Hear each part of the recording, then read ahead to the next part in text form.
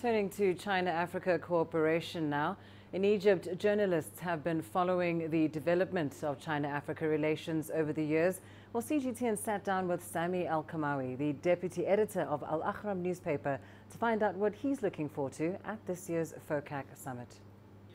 Chinese affairs expert Samy el Kamhawy has noted the long history of friendly relations between China and the continent.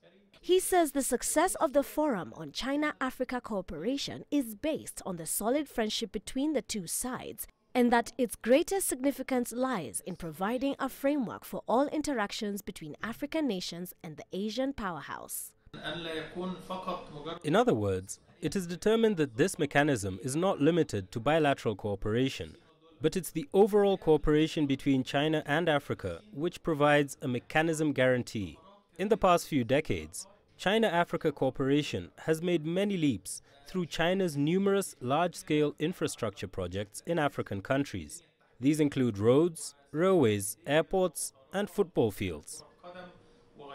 In the past, this cooperation has concentrated on infrastructure, something that is vital to African countries' development. While China will continue to support infrastructure development, Kamhawy believes the future of China's relationship with the continent will be focused on industrialization. I think China can help African countries achieve industrialization, especially because of the rich raw material resources in many African countries.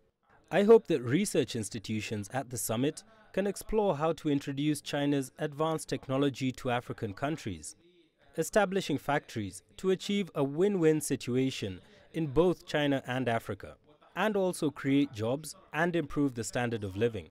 Kamhawy uses the example of modernizing agriculture.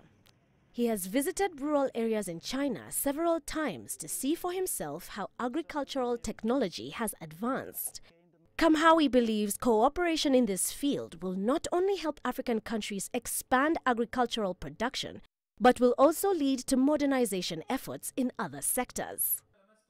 I personally experienced and visited many agricultural areas in China. They have a high level of technology in agriculture, and they have made rapid progress in both water use in farmland and in increased grain production.